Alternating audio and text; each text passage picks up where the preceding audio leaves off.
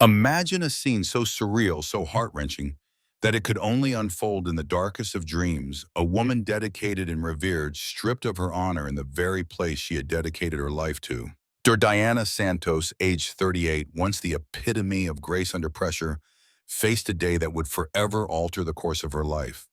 The sun had barely risen when the two helicopters descended upon her modest home, their blades slicing through the quiet morning air with ominous intent.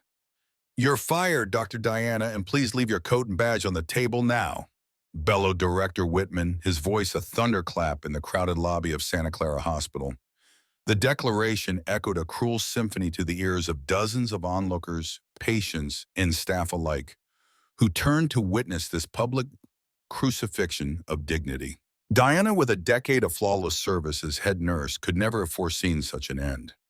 She was escorted out not with the respect due to her station, but like a common criminal, her exit a parade of shame.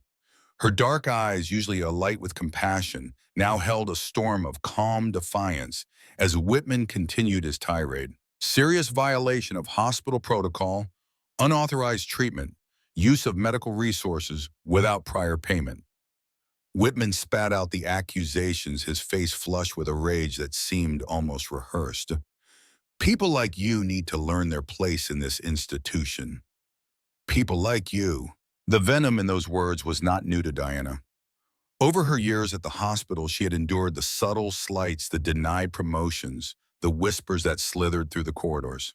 "Director Whitman." Diana responded, her voice steady as she removed her pristine white coat. "I saved a man's life last night.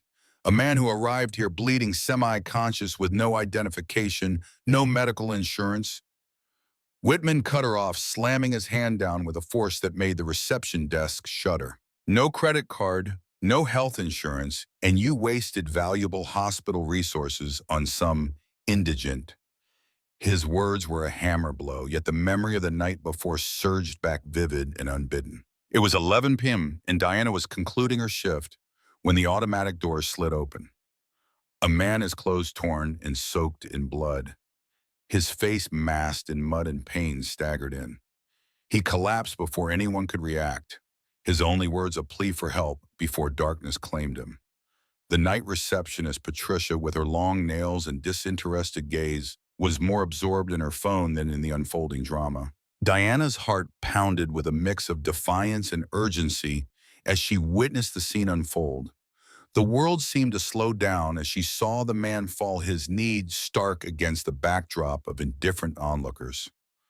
Her colleagues, more engrossed with their cell phones than the human crisis before them, didn't even stir.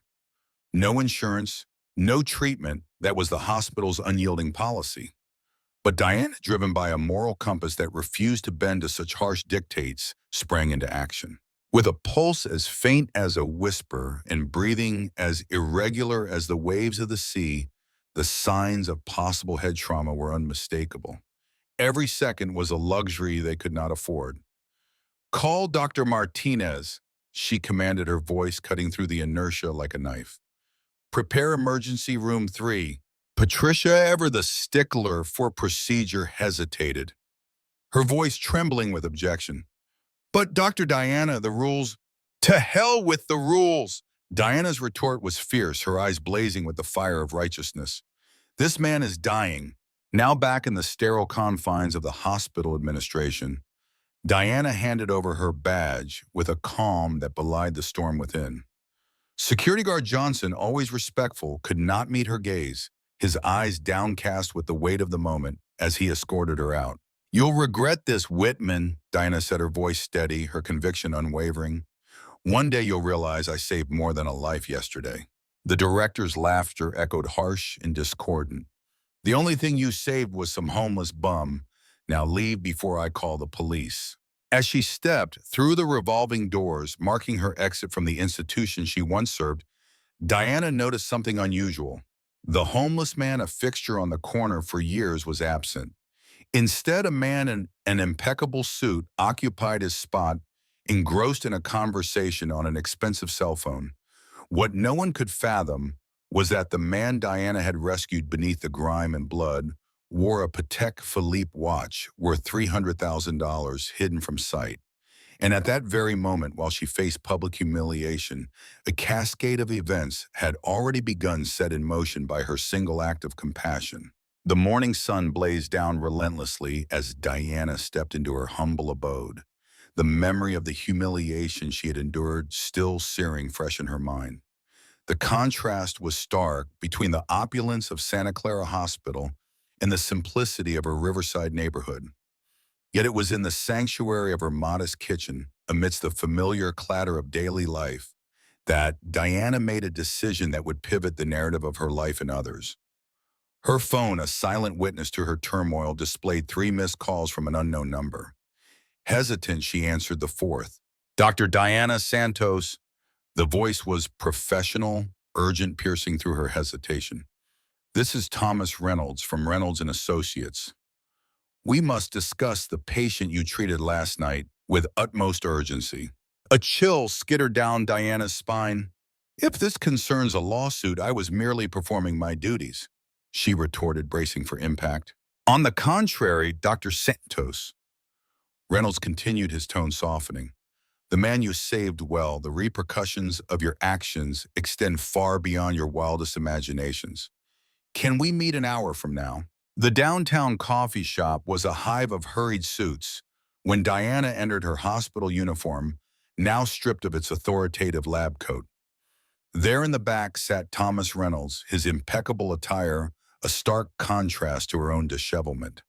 He motioned her over, his expression grave.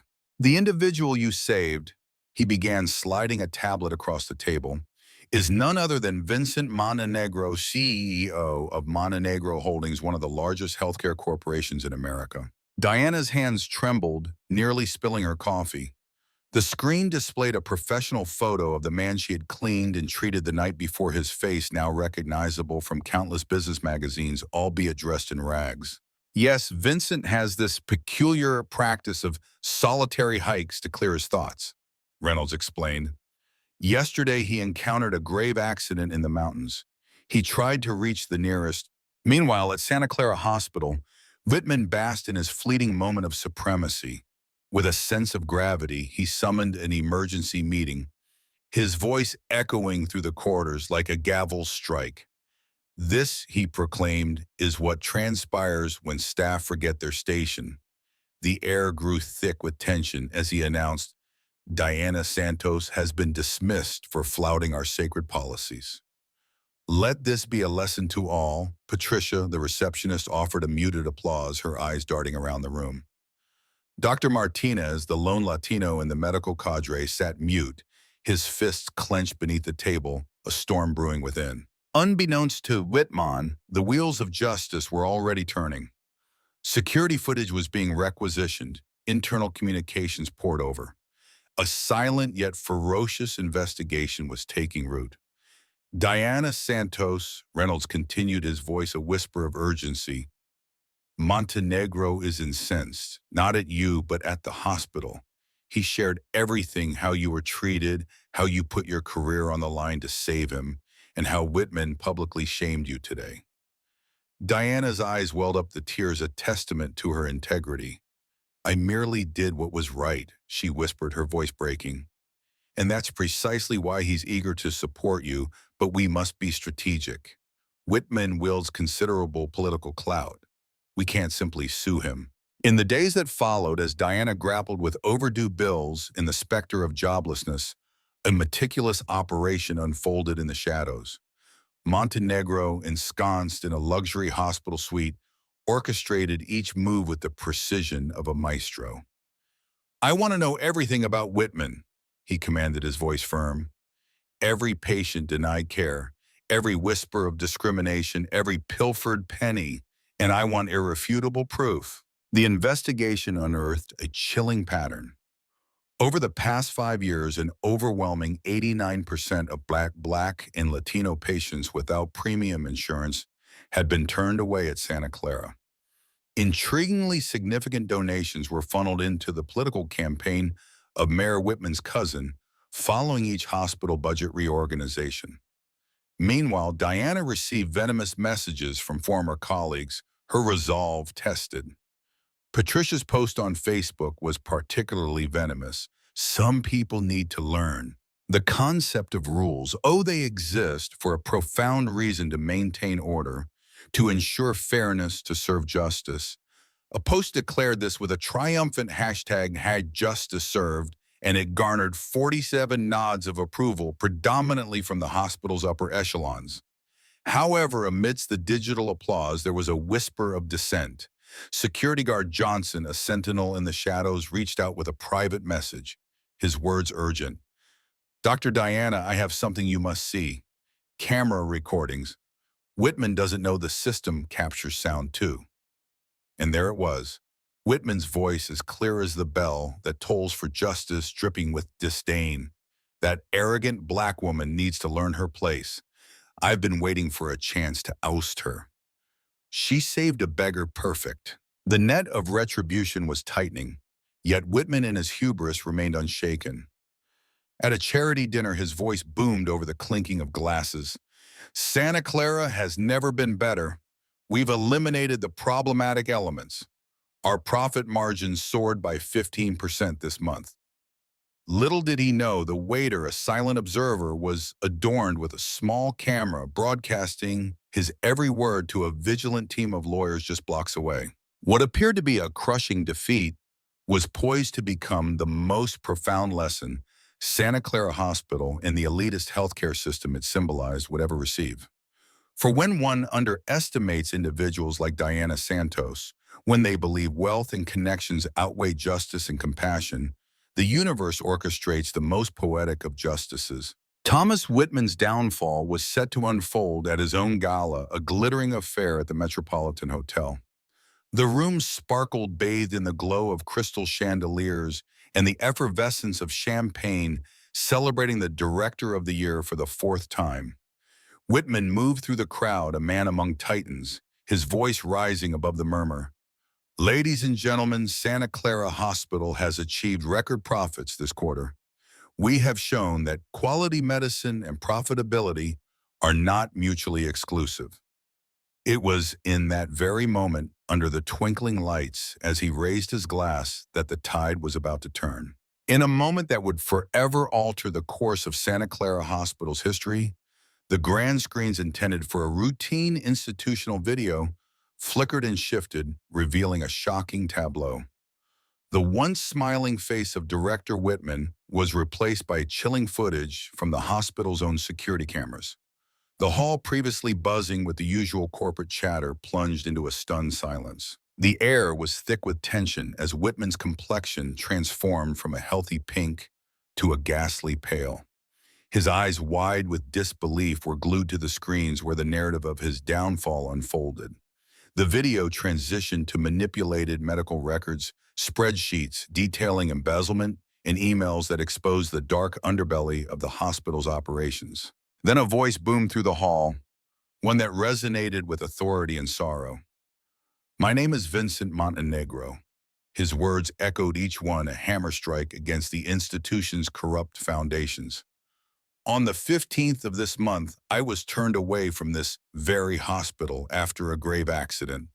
Were it not for the bravery of Dr. Diana Santos, who put her career on the line, I would not be standing here today." As Montenegro's voice filled the room, Whitman made a desperate dash towards the exits, only to be met by federal agents, their presence as formidable as their mission. Deputy Harrison, a seasoned investigator of discrimination, stepped forward with a grim satisfaction. "Thomas Whitman, you are under arrest for fraud, institutional discrimination, and embezzlement of public funds," he declared, the click of the handcuffs sealing Whitman's fate. In the midst of this upheaval, Diana Santos entered her presence, commanding yet serene, clad in an elegant navy suit, flanked by Montenegro and a cadre of legal experts. Whitman, his voice laced with venom, accused, "You planned this whole thing." Diana's response was measured, her voice steady with conviction. "No, Director Whitman, you orchestrated this disaster. I merely brought it to light." Montenegro, stepping closer, added a final ironic twist. "And you know what's even more ironic? My company has just acquired Santa Clara Hospital. Our first act will be to establish a universal healthcare program inspired by none other than Dr. Diana Santos herself." Patricia, ever vigilant in the crowd, attempted a discreet exit, but her path was crossed by Johnson, the ever-watchful security guard. "You also have an invitation from the FBI," he declared, his smile both knowing and cryptic. Simultaneously, the air buzzed with the ping of notifications on guests' cell phones. The New York Times had just unleashed an expose titled "The Santa Clara Scandal: How an Elite Hospital Practiced Medical Apartheid in the 21st Century." As Whitman was being led away, his voice broke the stunned silence. "My reputation, my career, everything I've built," he cried out, his pleas echoing through the opulent hall. But Diana, standing firm, her voice unwavering, retorted, "No. Everything you stole from patients who needed care, from professionals who deserved respect, from a community that trusted you." Amidst the chaos, the Mayor, Whitman's cousin, tried to make a stealthy escape, only to find himself encircled by a throng of eager reporters. "Mr. Mayor, is it true that your campaign received $2.3 million in donations from Santa Clara Hospital, coinciding with the increase in patient refusals?" one journalist probed sharply. In his luxurious suite, Montenegro watched the unfolding drama on the news, a smile playing on his lips. "Dear Santos," he murmured into his phone, "you just saved much more than my life. You've preserved the integrity of an entire profession." The live broadcast of Whitman's arrest exploded across the internet, garnering 5 million views in a mere hour. Social media erupted with personal stories of rejection at Santa Clara's hands. Hashtag Justice for Diana surged as a global rallying cry, capturing hearts and screens worldwide. But the night's crescendo arrived when Diana, bathed in the glow of spotlights meant for another, took the stage. Her voice, strong and clear, filled the room. "For 10 years," she began, "I watched people die because they didn't have the right credit card. I saw talented colleagues dismissed for the color of their skin. I was publicly shamed for doing my job, for saving lives." The crowd hung on every word, cameras from every angle capturing the raw emotion of the moment. As the network cameras rolled, broadcasting the spectacle live to the nation, the air was thick with anticipation. But tonight was not about vengeance. It was about justice, a clarion call to ensure that never again would hospitals prioritize profit over human life, that no healthcare worker would ever face punishment for simply possessing a heart full of compassion. Dr. Martinez, who had endured years of silence amidst abuse, finally found his voice, stepping boldly to the microphone. "I saw it all," he confessed, his voice heavy with regret, "and I am ashamed for having remained mute for so long." He turned to Dr. Santos, eyes brimming with respect. "You, Dr. Santos, are the embodiment of what every doctor should aspire to be." As Whitman was escorted into the police car, his empire of discrimination and greed crumbling in spectacular fashion, before a global audience, he cast one last glance at the hall. There, surrounded by colleagues, patients, and community members, all rising in a thunderous ovation, stood Diana. Who could have foreseen that this pivotal moment would not only mark the downfall of a corrupt individual and a flawed system, the reverberations from this revelation would ripple across the nation, igniting a sweeping transformation in the discriminatory practices of elite hospitals and inspiring a new wave of healthcare professionals to place compassion above profit. It was a testament to how a solitary act of bravery could indeed rewrite the destinies of millions. 6 months later, the transformation of the old Santa Clara Hospital was as profound as the lives it touched. Where once an elitist coat of arms adorned the entrance, now a modern sign proudly declared, "Diana Santos Health Center, Universal Care." Diana, now the medical director, walked through the newly renovated corridors, pausing to engage with patients who had previously been denied care elsewhere. Her salary was impressive, but the true reward shone in the grateful eyes of those who finally received the care they deserved. In the heart of our newly transformed sanctuary, Dr. Santos, the beacon of hope, now strode with a purpose that belied the weight of his responsibilities. Beside him, Johnson, once a humble security guard, now the head of security, his salary tripled, walked with a newfound confidence. The news of our free care initiative had spread like wildfire, igniting 1,000 flames of hope in the hearts of those on the waiting list. Great! Diana beamed, her eyes reflecting the joy of countless lives touched. That's precisely the vision we've nurtured. At the reception where once stood Patricia, reveling in her power to deny care with a malicious sneer, now sat Maria Gonzalez. This bilingual nurse, previously dismissed from Santa Clara for her nonconformity, now extended the hand of dignity to all who approached her, compassion as boundless as her respect. Each patient, regardless of their worldly wealth or attire, was greeted with the same warm, empathetic smile. Dr. Martinez, elevated to the chief of the emergency department, approached with urgency, his tablet in hand. "Diana, another anonymous donation has arrived." He announced, a note of awe in his voice. 5 million this time. These donors, once patrons of Santa Clara Hospital, were now eager to cleanse their tarnished reputations. Montenegro had ensured every donation was meticulously accounted for, a testament to transparency. Meanwhile, 300 kilometers away, in a stark federal cell, Thomas Whitman grappled with the harsh reality of his downfall. Sentenced to 15 years for fraud, discrimination, and embezzlement, he found himself relegated to the degrading task of cleaning toilets, a cruel twist of fate for one so accustomed to power. When a guard called out, "Visitors for you," Whitman's pulse quickened, a glimmer of hope piercing his despair. In the visiting room, his heart plummeted upon seeing Johnson, impeccably dressed, standing before him. "I came to deliver this myself," Johnson said, his voice steady as he slid an envelope across the table. "It's the invitation to the hospital renaming ceremony," Dr. Santos insisted. Inside, Whitman found a photograph of the transformed hospital and a New York Times article, its headline reading, "Former discriminated nurse transforms elite hospital into national model of universal health care." The article was a bitter pill detailing the downfall of Whitman and the rise of the hospital under compassionate leadership. At the opening ceremony of the Diana Santos Center, Montenegro stepped into the spotlight, his voice a blend of reverence and resolve. "A year ago, this remarkable woman saved my life," he declared, his words resonating through the auditorium. "She did so without knowing who I was, without any regard for my status or my wealth. Today, thanks to her, thousands of lives will be transformed annually."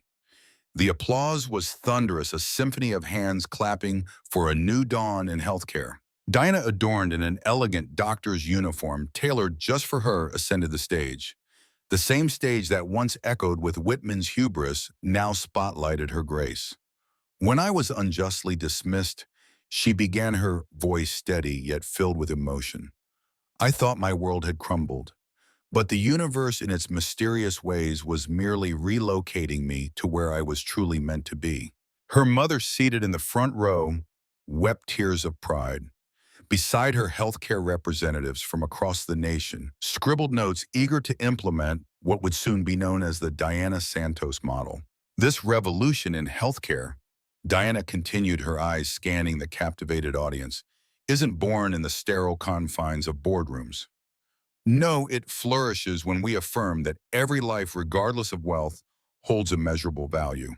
The event was broadcast live on 6 major networks, and soon Modelo Diana Santos was trending across the globe. Universities clamored for her insights. Her story was being penned by a celebrated author, and the world watched, inspired. Meanwhile, Patricia, the once scornful receptionist, now toiled at a suburban pharmacy's cash register. Each time Diana's face flashed on the screen, Patricia would switch the channel, her cruel posts now infamous, serving as a stark reminder of the consequences of disdain. Isn't it astonishing how fate weaves its intricate tapestry, turning what was once a nightmare into a narrative of hope and transformation? Diana's journey from disgrace to grace was not just her own, but a beacon for all who dare to believe in the power of integrity and compassion. In a world that often forgets the essence of humanity, Diana's announcement of the full scholarship program for Black and Latino medical students struck a chord like a symphony of hope. "No one," she declared with unwavering conviction, "will ever be denied the chance to save lives because of the color of their skin or the circumstances of their birth. The crowd erupted in applause, but the real crescendo came when Montenegro, with a voice that trembled with purpose, would approach the microphone.